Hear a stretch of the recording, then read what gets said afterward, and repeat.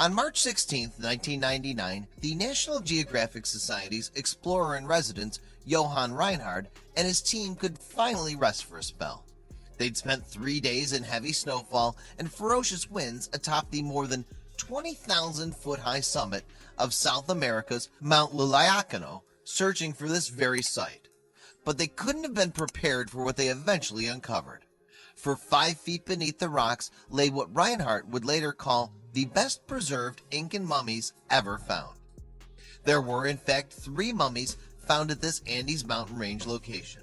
One of them was thought to have been a teenage girl at the time of her death, and hers was the oldest of the 3 uncovered bodies.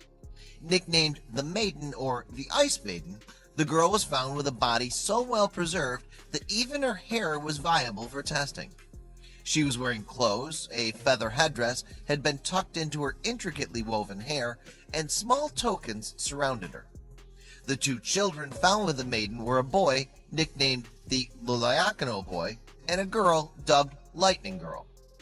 The boy was determined to have been 5 years of age and the girl 4, and it's possible that they were the maiden's servants.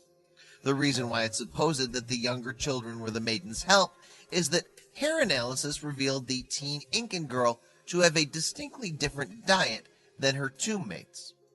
The investigation into the diets the mummies had had when they were alive was published in 2013, though it was actually completed in 2007, and led by Andrew Wilson of the UK's University of Bradford. Wilson and his researchers found that the younger children's diet in the years before their deaths was equivalent to that of a peasant. The team supposed that they would have eaten mostly vegetables, especially potatoes. However, such was the accuracy of the researchers' testing that they were able to construe that the eating habits of the younger boy and girl changed roughly 12 months ahead of their deaths.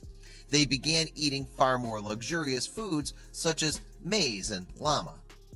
The more lavish foodstuffs suggested that the children had at the time become exposed to the Incan elite diet, whereas the maiden herself had been consuming this kind of food for some time longer. Further, the hair samples allowed archaeologists to deduce that the maiden had, compared to her younger companions, ingested much higher quantities of cocoa leaves and alcohol. These findings, suggested with various other information, implied to the researchers that the maiden was the most significant figure in the tomb. Furthermore, it's thought that since the maiden consumed the intoxicating substances for twice as long as the others, she would have been numb to her impending sacrificial death. And it most certainly was a sacrifice. One theory has it that the 3 mummies had been sacrificed in a rite known as capacocha. It was rare for Incans to perform this kind of ceremony, and as a result, it would have been deemed a profound privilege for the maiden. The Incans' hope with capacocha was that the sacrifice of pure, beautiful children would mean those children existing in utopia with the gods, and the sacrifice becoming a liaison between the deities and the community's holy men. Another line of thinking, though, proposed that the maiden's sacrifice could have been more politically driven. It was Andrew Wilson who suggested that the maiden had moved in with priestesses in the Incans' principal city of Cusco until it was time to travel to the top of Liliacano. Half a year prior to the sacrifice, Wilson said, the maiden's cocoa ingestion was at its highest level, which implies that there was at this point a ritual around the imminent sacrifice.